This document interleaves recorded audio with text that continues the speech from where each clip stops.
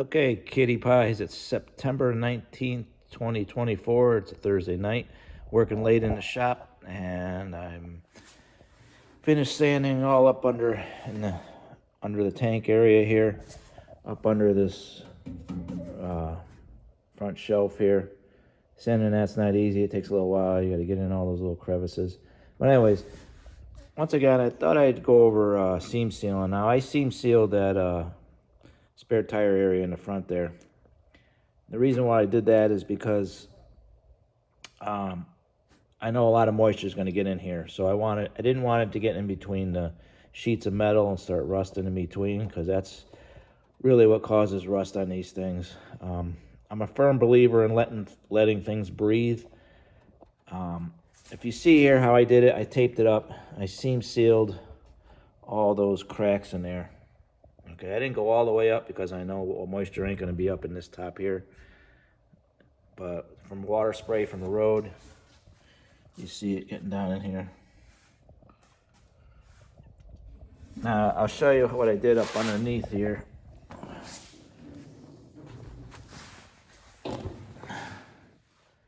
I also seam sealed the spare tire area up in here. Okay. Seam sealed that lip there. And then, I don't know if you can see it, but I seam sealed that lip up top there too. Okay. So if water gets in there, won't get in between those sheets of metal there. Now, I'm a firm believer in drain holes. See that drain hole there, that drain hole there. If water does get in there, it should run down this gutter here and run right out here. See that little hole there? We have another hole right there. So there's holes all in here. Now up under here where it bolts to the front frame there, you see that hole there? That hole there, that's a water drain hole. So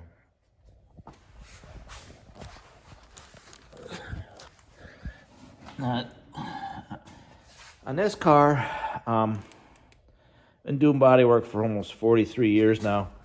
And I remember back in the 80s, I was big into the European cars, a lot of the Porsche 911s, the Volkswagens, and the Mercedes-Benz.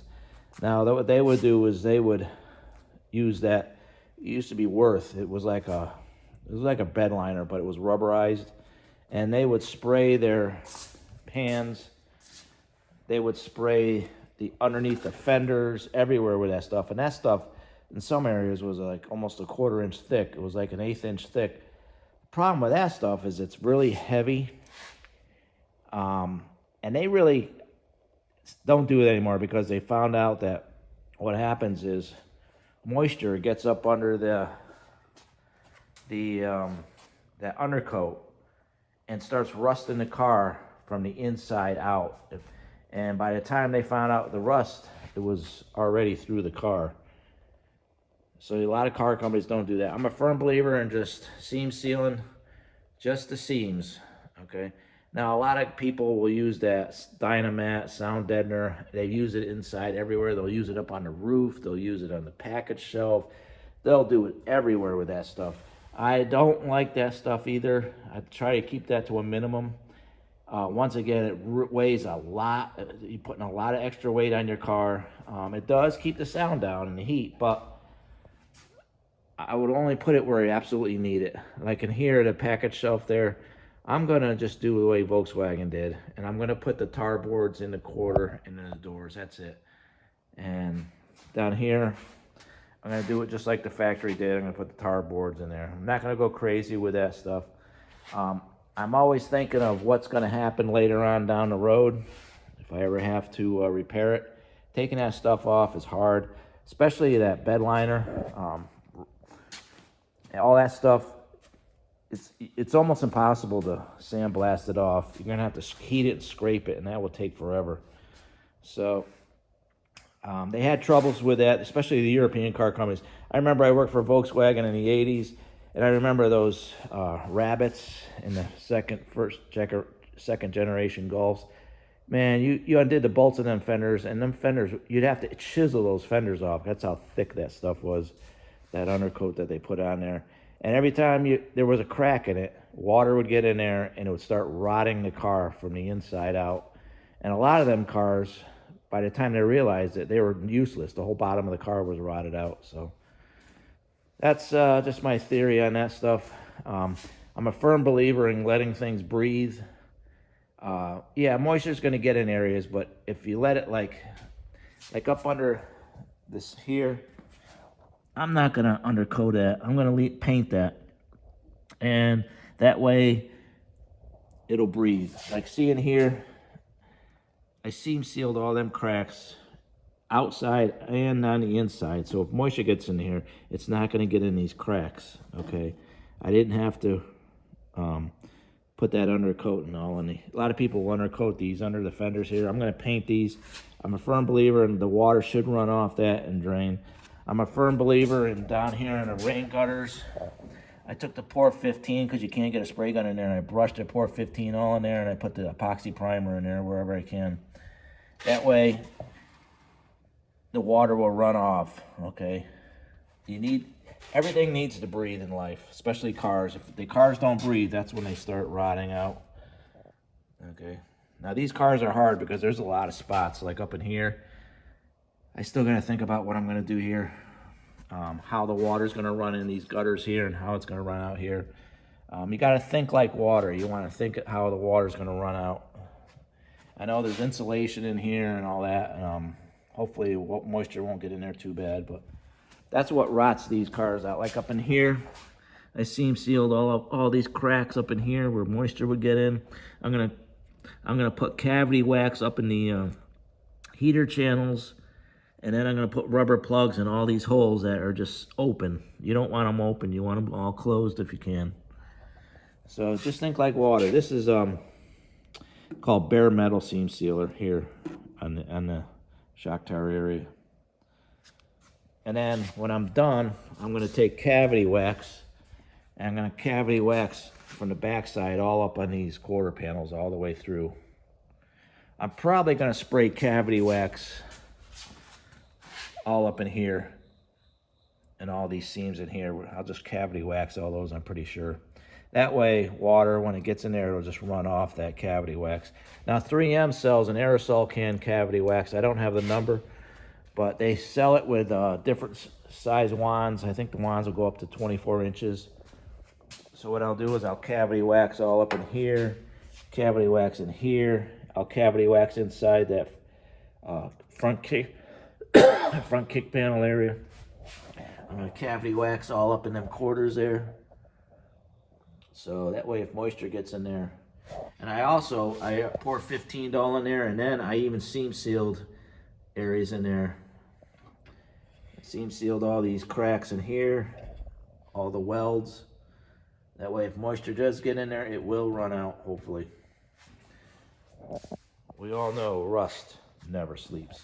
And I'm also gonna seam seal the bottom here, that one seam right here too. And I also seam sealed the back side of it. You see there? Hopefully that'll keep the moisture out. So you just got to think like where water's going to run. Like up in here. I know water's going to sit in that area, but you got the drain holes, so the water will drain out. But I just don't want it going in those cracks and sitting in the layers of metal there. Up in here, I'll be fine. There shouldn't be any moisture getting up in here. But I'm going to cavity wax down in the A-pillars. I'll probably cavity wax. I don't know if I'm going to cavity wax there. I got to seam seal that area there down. I haven't done that yet. So that's just my theory on it. I know I'm going to get beat up online. A lot of people like that bed liner stuff. I just don't like it. I never liked it. I had a Toyota Tacoma with it. The Rhino lining in the back, and it rotted my whole bedside out, the floor and everything out because it had it on there, and there was bubbles of moisture up underneath it. So once you get a crack in that stuff, the moisture gets up under it and just starts growing. And Mercedes, Volkswagen, and Porsche found that out in the 80s. That's why they stopped using it. They still use it on the some cases in some areas. Like show you here. A lot of car companies will use what's called chip guard. It's sort of like Raptor lining or Rhino lining. That's Transtar chip guard. It's not as thick, it's thinner, it gets harder, and what car companies do is they'll spray the bottom sections of the panels here and then paint over it. That way if a stone comes up and hits it, it won't chip the paint and cause rust. So that stuff I do like because it's not thick, and it does adhere to the panel good. The thicker you are, the worse you're going to be. So you want to keep everything thin. Same thing with your primers, sealers. The less paint, the better off it is. It used to be, years ago, lacquer, 10 coats of hand rub lacquer. You get a stone chip on it, it chips like crazy. Now I'm noticing these new paints today, they're really hard. I wish they would be like back in the 80s, the paints were softer. You got a stone chip on it, it wouldn't chip it as bad.